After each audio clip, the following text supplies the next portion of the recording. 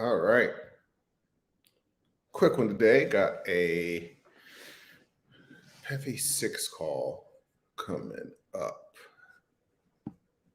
All right. So I want to talk about two things.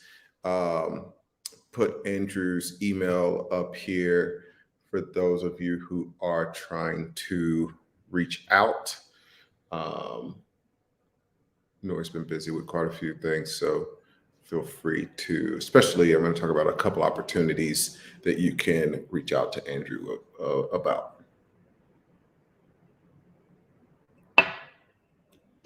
Awesome. Also trying to do more of these evening uh, calls because you guys said that this time works a lot better. A lot of times I'm doing it in between things during the day. And actually, my evenings, I have a lot more calls than during the day. So I usually actually have more time during the day, but I'm trying to do more of these evenings so y'all can show up, ask questions, and all that good stuff. Brandon G, welcome in. Thanks for saying hello. Be sure hit the like button, say hello. Also hit your questions. So we're talking about two things.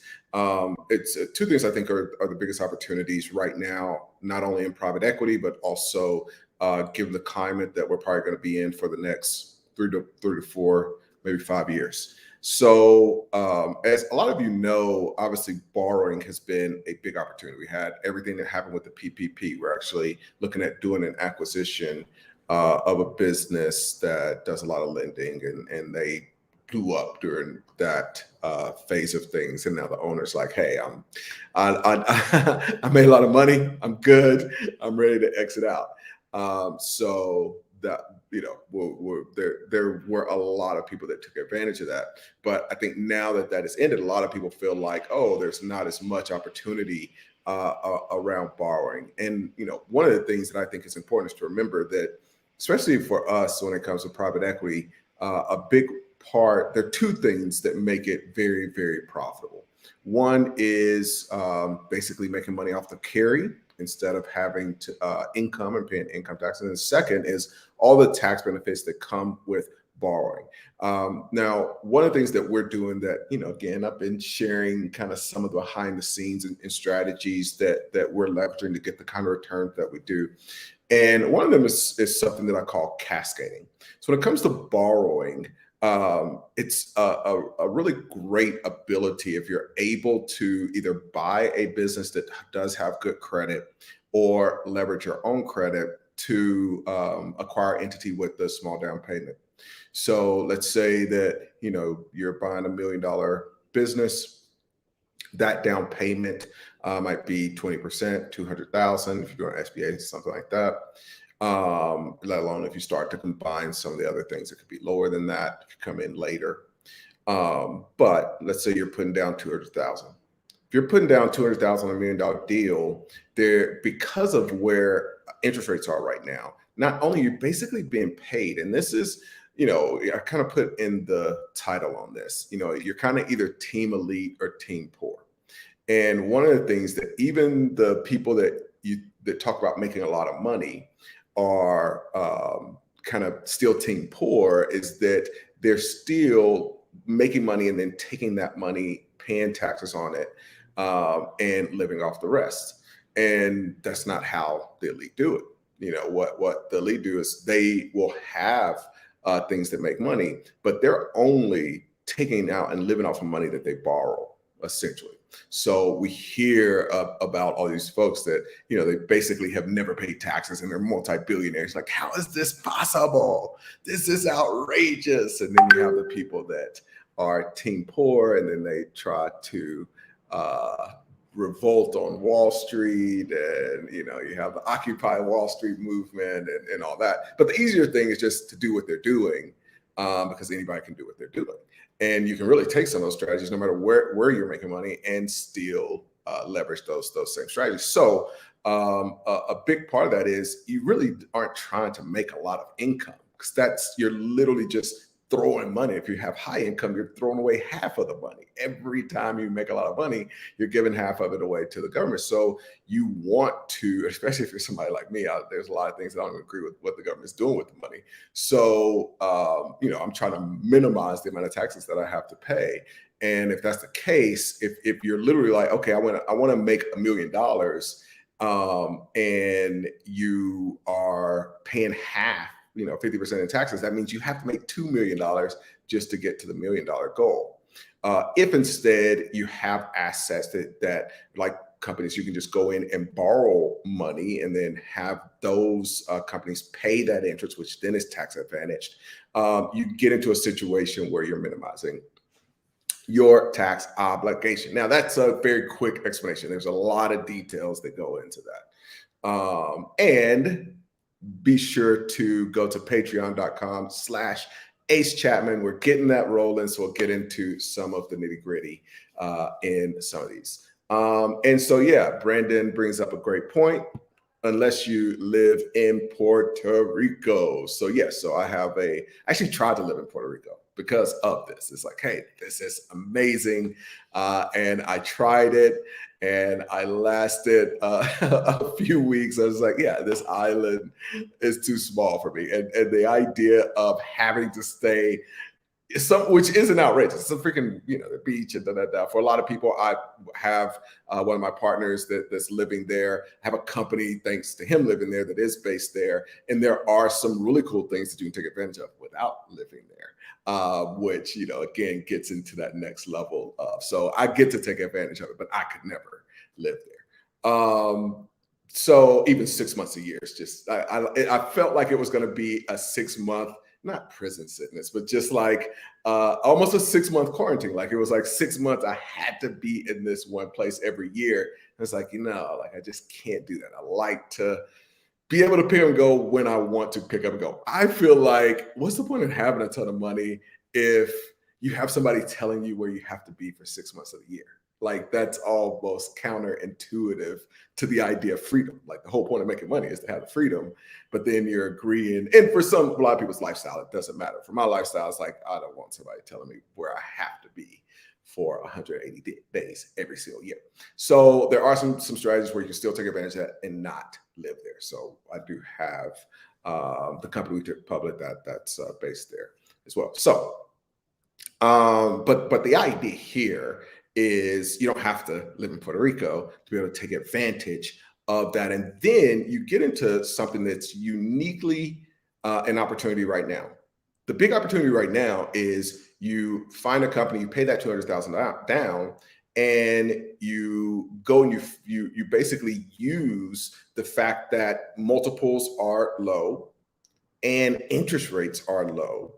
And so your ability to borrow on that $1 million deal is going to be very high. Like literally, we're buying businesses right now because it allows us to borrow money.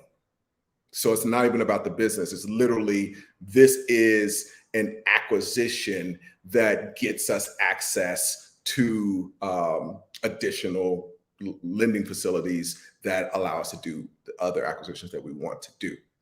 And this creates this cascading opportunity where you buy the first business, and I'm sorry, it's giving me a notice that the internet isn't great right now, but you buy that first business and you borrow against that another $400,000, and now you can go and acquire a $2 million asset.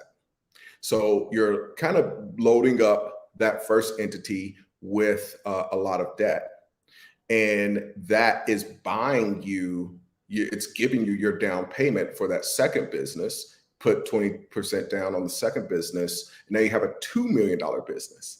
And that $2 million business, because of where interest rates are and how low multiples are, if you're buying it right, should at least allow you to borrow basically enough to go out and do that same process. So you got $400,000 that one, you should be able to get $800,000 in that acquisition, which gets you a $4 million down payment on a $4 million business. And so you can start to see how you can use that to basically scale up And this isn't something that's always there. Back in 2010, when I was doing deals, that opportunity didn't exist because of where multiples were, because of where the lending and interest rates were. And so that's something that I think everybody should be looking at. Everybody should be taking advantage of. And I see some really great questions come in. I'm going to talk about this other big opportunity, and then I do got to bounce at 10. So I'll talk about this for 5. We'll do some questions for 5, and then I'll bounce out of here. So the other big opportunity that exists is brokering. And this is something, obviously I was start brokering in deals in 2005. What brokering is basically you're doing deals. If you're already doing deals, you're finding sellers who want to sell their business. Preferably, we want to deal with people that aren't on the market. And when you're finding those deals, a lot of you're not going to want to buy. So it's an opportunity for you to act as a broker for that business. And so a big opportunity that exists when, we're in a time period right now. When I was buying businesses 20 years ago, there's nobody talking about buying businesses. 10 years ago, there's a lot more. Now we've reached this point where there's a lot. It's a gold rush. People see the opportunity. And so there are a bunch of sellers. There are more and more coming. They're the baby boomers. There's this, everybody talks about this multi-trillion-dollar wealth transfer that's happening in micro private equity. And then on the other side, you've got a lot of people that are trying to replace their income, live remotely, all of that. And so when you have gold rush opportunities, where there's a lot of people that want in, and then there's a lot of people that want to transact out, you want to become what they call picks and shovels. So the people that got the wealthiest in the gold rush weren't the people that were out there looking for gold. It was the people that were selling everything that those folks needed, down to literally the jeans, and hence Levi jeans. The cool thing for us is we can do that same thing in this space. We can act as brokers, essentially. We can act as loan broker. We can act as a lot of things that both of those parties need, and provide the picks and shovels. And so one of the things that we've just decided to do is, I put up Andrew's email here, is we're actually adding brokers right now because it's just a really big opportunity. I won't give away who it is, but we had a broker first month. Actually, we're still in the first month of this year, and this is where these two things. This is why I put brokering and borrowing together, because so one of our brokers had a couple deals, generated about $25,000 in commission so far this year, which is basically so far this month. And what he's doing with that is putting a down payment on a business. And so now that income basically becomes wealth. So the powerful thing with brokering is it's not just brokering from the standpoint of I just want to make some money from these things. It's brokering to get into the game, and then you start to do the cascading strategy that I talk about. But this is what funds it. So if you're interested in being a part of some of the deals, and basically we've got a lot of deals. We've got deals that we're brokering. So you're basically getting into the game immediately, as opposed to trying to figure it out. And so hit him for that. Let's run through some of these, and I'll come back. This was kind of just, I had a quick moment, so I wanted to come in. I'll come back, and because both of these are two things that these are the two biggest opportunities this year. So I'll be talking about this more. All right, so we'll go back, say what up to Brandon. Thanks for popping in. What's up, El Shaddai? Thanks for popping in. G Combs says, hey, Ace, thanks for the info. No problem, homie. Thanks for coming in. We talked a little bit about Puerto Rico. Tim, good afternoon. What's up? Good to see you. Thank you for coming. Tim says, all about leverage. That's what it's about. That's what it's about. And I think that is one of the keys between that Team Elite and Team Poor is everything is about, okay, how do I leverage what this is right now to go to the next level? If you have a business, even if it's doing well, it's like, how do I leverage this to take it to the next level. Most people aren't taking full advantage of that. But kind of, what kind of returns is the business return? Or I think you're asking what kind of returns. So right now it's really crazy. Like we're buying businesses at, I had a live the other day where Curtis, one of my partners, I was talking about a deal that we were closing at 1.7 multiple. And he was like, yeah, well, I got one at 1.2. And so what that means when you're talking about a below 2 multiple, a 2 multiple basically means the business is going to 100% pay for itself in 2 years. So when you get below that, you're talking less than 2 years. So, in 18 months, it would be like 100% return, or in the case of Curtis's deal, in a year and a couple months, basically, it would be 100% return. So when you've got that kind of margin in the deal, that's why you have that power to buy it and then use that availability and cash flow. And the bank's like, yes, I will lend to this all day long, especially if you're doing the kind of deals we're doing. Like, on Impevi right now, we're doing a deal that's actually an internet business, but it's been around since 2012 or 13. That's a 10-year-old business. That's internet based. So banks love that. It's not, I think one of the other mistakes that a lot of people make is thinking that they're thinking from the perspective of where they've been. They're thinking from that startup perspective, and they know, hey, I've gone into the bank and the bank laughs at me like, dude, you gotta be kidding. There's no way we're giving you a loan on this, on your little lifestyle business. This game is not that at all. Elsa says, where to get the book? Amazon.com. It's the ACE formula. Shout out to Ange. Ange is working. We're gonna get, I kind of put my other book, Infinite Returns, on the back burner just because there's a lot going on. And that is one of my goals. I mentioned on the last live that we got a few things that will be coming out in February. I'm pushing her to get that out, hopefully February, as one of those things. This brokerage that we're just now, this is the first time that I'm allowing brokers in, and we're making a big effort to really grow and take advantage of this big opportunity that's going to be happening over the next 4 or 5 years. Pop through. What time is it? 3 more minutes. All right.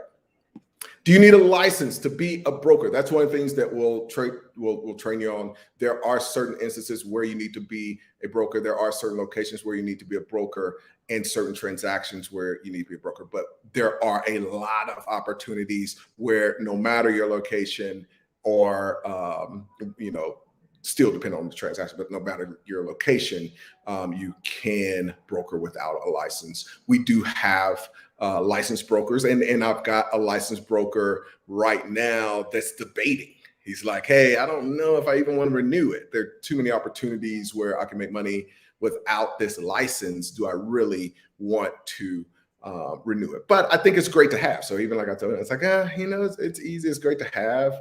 So, obviously that's up to him, but we'll show you all the opportunities that exist, whether you want to go the licensed route or go the unlicensed route. Great question, Lloyd. Brandon is exactly right. We want to get into the game now. Like 20 years ago, the opportunity in this space was buy a business, sell a business. Now the opportunity is provide the tools. Once there's a lot of people, there's people talking about it. There's 20 different Twitter accounts. There's all these different things. The big opportunity becomes provide the tools and the money. Provide the money and the tools. Lauren says, nice. I have to watch this again. I'm going to join. Awesome. Look forward to working with you. Thanks for popping in. Nate says, question, after putting $200,000 down and borrowing $800,000 on that $1 million deal, who will lend you $400,000, pull out of business? Is there value add? Play first. Though the key is what I was talking about with the multiples. So you have to get a good deal in order to pull this off, which is, again, this opportunity of getting into the game the other way is because, like, you want to get good at finding the deals and playing the broker games a way to get into that side so that you know how to find those really great deals that we've been talking about. But no, if you're buying a maxed out deal, there's not going to be the room to play with this kind of strategy. Let's see. Ace, what are your thoughts on companies buying Crypto, have you done acquisition? Yeah. So simple answer is yes. Each of the companies that we buy, that's the only way. Like, I really only like investing. This is what I want to end on. I really only like investing with my cash flow businesses. So I'm not trying to invest my money. You know what I mean? I want to be able to dollar cost average into different assets and buy those assets with money from the companies. And then the other really cool thing is that we're doing right now is you can borrow against those assets. So in the deal right now, we're actually borrowing we have a company that's been buying, has a bunch of crypto. We're borrowing against that to acquire another asset. That asset is then something that we can borrow against to go buy more assets. The game is borrow and buy more assets. It's either your team elite, and that's what the elite are doing, or your team poor, and that is definitely not what the poor are doing. I'll take this one. It's kind of long. I can't read it that quick, so I'll take this one and bounce out. Fred Hopkins, what's up? I hadn't seen your name in here before, so wanted to get to your question. Thanks for popping in. Curious whether you've seen or done deals where there is an earn-in based on providing a service. For example, a marketing consultant can pay a piece of the business. Yes. Simple answer, yes. It's a big part of the strategy for doing a deal right now. PEPFI 5 is negotiating a deal. It's going to be called consulting for equity. Literally is what we do a lot of training on that in Dealmakers Institute as well. If you want to learn more about that strategy, go to dealmakersinstitute.com. Within the broker, and we do something called, going in and being a merger specialist. So there are either businesses that want to sell or they're businesses that want to grow. If they want to grow, they don't know, but they should want to acquire their competitors. And so one of the things, that's one of the services that we provide is we will work with a company to go out and look for companies that they can acquire, we'll take care of the whole process. Business owners don't have time to do that. We get equity in both entities in exchange for helping them with that process. All right, that was a lot of value, dog. If y'all don't like this video, man, y'all tripping. Like the video, subscribe if you haven't. I'll be back soon. Reach out to, let me throw up Andrew's email one more time. Hit Andrew if you're interested in becoming a broker with us. Talk to y'all soon.